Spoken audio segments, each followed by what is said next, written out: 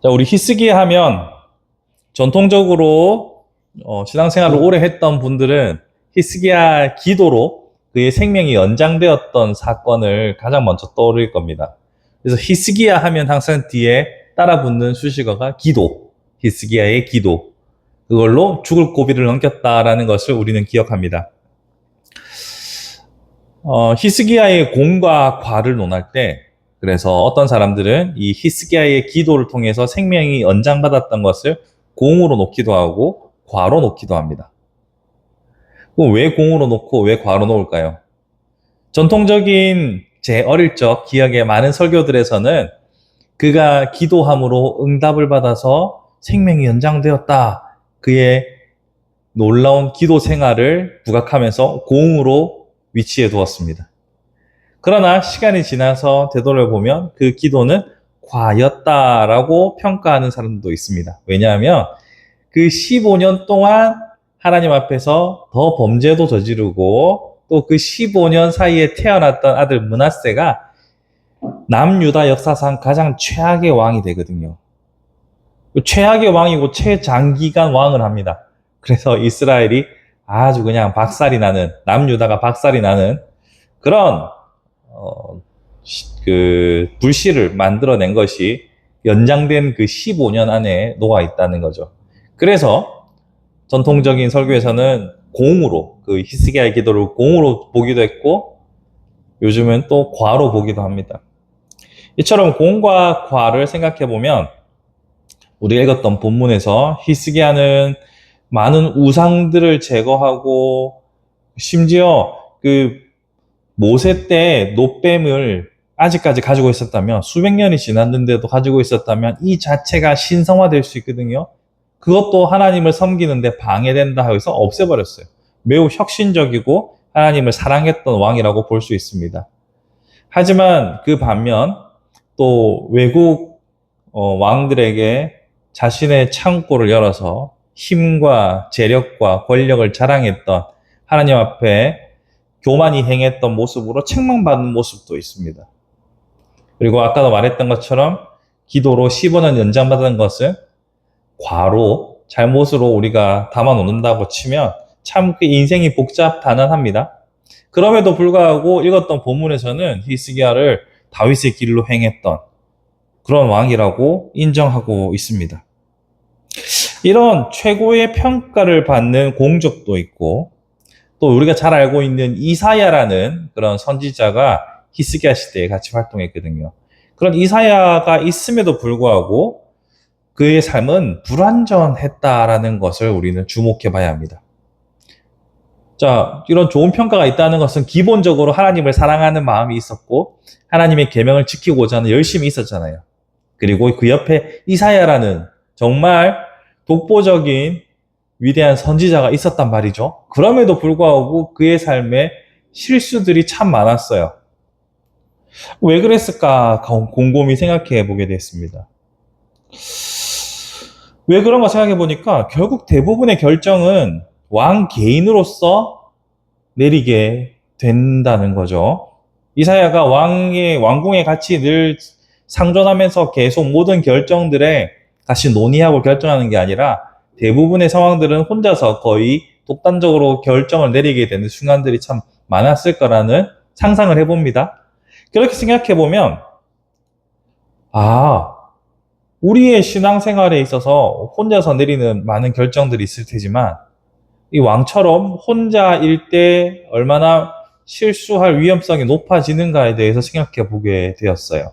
그러면 뭐랑 연결됩니까? 내가 이 교회가 필요한 이유가 여기에 있지 않을까라는 것을 우리는 생각해 보게 되겠죠. 우리가 뭔가 개인적인 선택 말고 그 옳고 그름에 있어서 내가 생각하지 못했던 부분들에 대해서 같이 이야기할 수 있는 공동체, 논의할 수 있는 공동체, 그런 의미에서 교회가 참 필요하겠다라는 생각이 들더라고요. 이사야가 항상 그와 함께 논의했던 것이 아니라 급할 때, 필요할 때만 이사야 이름이 나오거든요. 아수르가 쳐들어와가지고 지금 막 18만 5천 명이 앞에 있어요. 그러니까 급하게 이사야 찾아가지고 막 이야기한단 말이에요. 근데 평소에 다른 결정들에 있을 때 하나님께 여쭙거나 아니면 이사야 같은 선지자 혹은 제사장 그룹이랑 이야기한다거나 논의한다거나 이런 게 안 보이잖아요. 이런 면에서 결국 대부분 왕 개인으로서 존재하기에 같이 이야기할 사람들이 필요하다라는 생각이 좀 들었어요. 그런데 이것은 단순한 왕의 이야기가 아닙니다. 잘 생각해 보시면 나의 이야기이기도 한다는 거죠. 내가 내 삶의 왕으로서 나의 주인으로서 내가 존재할 때 우리는 히스기야처럼 뭐 잘할 수도 있지만 넘어질 때도 있다는 거죠. 이게 중요합니다. 사실 우리는 예수를 나의 구주 삼고 또 나의 왕으로 모시고 하나님만을 섬긴다라고 말하지만 사실은 우리가 우리의 왕이 되어서 살아갈 때가 참 많은 거예요. 히스기야도 다윗도 마찬가지입니다. 하나님께서 이스라엘의 왕으로 세우셨지만 사실은 하나님의 대리인으로 세운 것이지 하나님을 왕으로 모시는 것이 이스라엘의 역사의 핵심입니다. 그럼에도 불구하고 왕들은 스스로가 스스로를 하나님을 모시는 섬기는 자가 아니라 자신을 왕으로 만들었기에 넘어지고 실패한 겁니다. 근데 이게 단순히 왕의 이야기가 아니라 우리의 이야기로 가져와 보면 우리의 삶의 주인이 하나님이 아니라 자꾸 나라고 생각하니까 넘어지는 거예요. 여기서 중요한 핵심이 있습니다. 우리는 하나님을 왕으로 섬기고 살아야 하는데 대부분의 순간들, 대부분의 위기들 가운데서 우리는 하나님을 왕으로서 부르는 게 아니라 선지자로 이사야처럼 하나님을 부른다는 거죠. 평소에 모든 삶의 중심이 하나님이 되어서 하나님께 여쭙고 하나님의 중심으로 사고해야 하는데 자꾸 하나님을 이사야처럼 선지자처럼 부른다는 겁니다.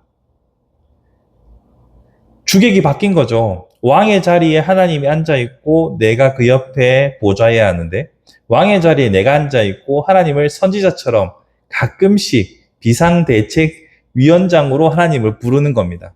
이게 우리 삶의 가장 큰 패착의 요인이지 않을까 저는 생각을 해요. 정확하게 각자 자기 자리가 어딘지 포지션을 정확하게 아는 것이 중요합니다. 우리가 자기 주제를 모르고 분수를 모르고 포지션을 잘못 잡으면 엄청 욕을 먹잖아요. 저게 주제도 모르고 날뛴다고 욕먹는 것은 우리 포지션을 잘 모를 때 그런 일이 생기잖아요. 주제 넘게, 도를 넘게 우리의 위치는요, 하나님이 왕이시고 그의 백성으로 우리가 위치하는 겁니다. 내 삶이라고 해서, 내 인생이라고 해서 내가 왕이 되고 위기 때 부르는 선지자처럼 하나님을 찾으시면 안 된다는 거죠. 우리의 삶에 정말 중요한 부분이라고 생각합니다. 내 삶의 주인이 나다라고 생각하면 언제나 조력자로 하나님을 찾게 될 것이요. 내 삶의 주인이 하나님이다라고 하면 조력자 하나님이 아니라 그를 섬기는 종으로서의 자신의 위치를 확인하게 됩니다. 그러면 우리가 주제 넘게 살지 않게 되겠죠. 자기 포지션을 정확하게 아는 것, 그것이 지혜라고 생각합니다. 아울러서 우리가 주목해야 할 것은 그럼에도 불구하고 하나님께서 그 히스기야에 대한 평가를 보시면 6절에서 곧 그가 여호와께 연합하여 그에게서 떠나지 아니하고 여호와께서 모세에게 명령하신 계명을 지켰더라라고 말하고 있습니다. 완벽하지 않았습니다. 그럼에도 불구하고 하나님께서는 히스기야를 칭찬하시죠. 그러면서 사용하신 표현이 연합하여 다바크라고 하는 건데요. 이것은 바짝 붙어있다 뭐 이런 뜻도 있지만 충성되게 충실하게 행한다라는 뜻도 가지고 있습니다. 바짝 붙어 있다는 게 뭐 충실의 의무를 다하고 있다는 말이겠죠. 우리가 봤을 때는 완벽하지 않아요. 그럼에도 불구하고 하나님께서는 이렇게 인정하시는 거죠. 곧 하나님의 너그러우심이 어떠한지를 우리에게 보여주는 겁니다. 앞에서 말씀드린 것처럼 우리는 자꾸 우리가 스스로 자신의 왕이 되어 하나님을 조력자로 부르지만 그럼에도 불구하고 하나님께서는 그러한 우리의 주제 넘음을 분수를 잊어버린 것에 대해서 또 너그럽게 용서하시고 계속해서 기회를 주시는 분이라는 거죠. 저는 이곳에서 참 큰 위로를 받습니다. 한 주간을 보내고 제가 금요일, 토요일 저녁에 밤에 여기 와서 설교 준비를 하면서 곰곰이 생각해보면, 아, 이번 한 주도 속된 말로 배렸는데, 이거 하나님 앞에 제대로 안 살았는데, 아, 이거 부끄러운데? 이런 생각이 들어도 하나님께서는 뭐 하루 이틀이냐? 뭐 너 그럴 줄 알았다 하시면서 용서하고 넉넉하게 우리의 회개를 받아주실 하나님이라는 것을 저는 알거든요. 그러니까 또 부끄러워 이불 걷어차듯이 혼자서 한번 부르르 떨고 또 하나님께 용서를 구하고 다시 말씀 준비로 들어가게 되는 거죠. 이러한 삶이 계속 반복되는 것이 문제긴 하지만 그럼에도 가능한 것은 내 아버지 하나님의 너그러우심을 믿기 때문입니다.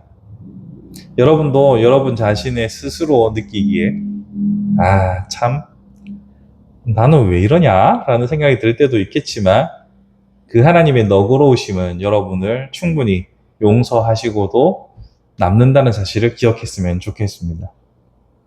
말씀을 정리해 보겠습니다. 모든 왕들이 가지고 있는 그런 공과 과에 대한 이야기를 하는 것은 우리와 다른 이들의 삶을 뜬구름 잡듯이 이야기하는 것이 아니라 때로는 내가 내 삶의 왕이 되고 때로는 내가 내 삶의 주인이 되는 삶을 살아가고 있기에 왕들의 이야기는 남의 이야기가 아니라 바로 우리의 이야기가 되는 것이죠.